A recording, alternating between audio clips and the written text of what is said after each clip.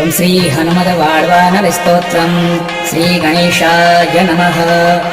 ओम अस्य श्री हनुमद्वाड्वानरस्तोत्रमन्त्रस्य श्रीरामचन्द्र ऋषिः श्री बड्वानर हनुमान देवता मम समस्त रोग प्रशमनार्थम् आयु आरोग्य ऐश्वर्याभिवृद्ध्यर्थम् समस्त पापक्षयार्थम् सीतारामचन्द्र प्रीत्यर्थम् च हनुमद्वाड्वानरस्तोत्र जपमहं करिष्ये।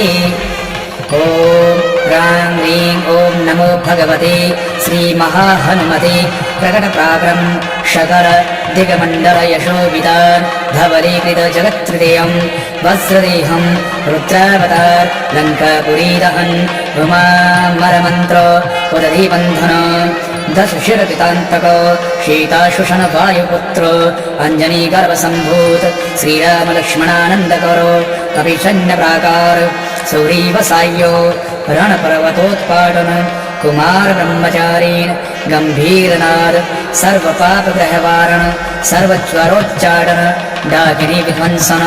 ओम ह्रां ह्रीं ओम नमो भगवते महावीरवीराय सर्वदुःखनिवारणाय ग्रहमण्डल सर्वभूतमण्डल सर्वपिशाचमण्डलोच्चाटन भूतज्वर एकाहिकज्वर द्वाहिकज्वर त्रयाहिकज्वर चातुर्थिकज्वर शन्तापज्वर विषमज्वर तापज्वर माहेश्वर वैष्णवज्वरान् छिन्दी छिन्दी यक्ष ब्रह्म राक्षसम्भूत प्रेत पिशाचान् उच्चाटय उच्चाटय।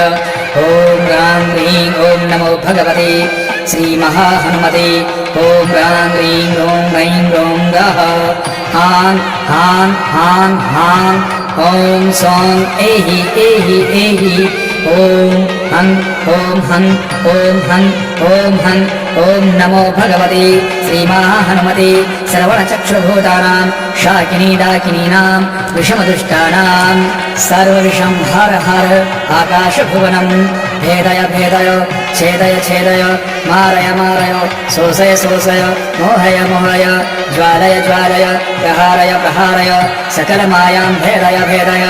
ओम ह्रां ह्रीं ओम नमो भगवते महाहनुमते सर्वग्रहोच्चाटन परबलं क्षोभय क्षोभय सकलबन्धनमोक्षणं कुरु कुरु शिरः शूर गुल्मशूर सर्वशूर निर्मूलय निर्मूलय नागपाशानन्त वासुकी तक्षक कर्कोटक कालियान् यक्ष कुल जलगत बिलगत रात्रिञ्चर दिवाचर सर्वान् निर्विषं कुरु कुरु स्वाहा।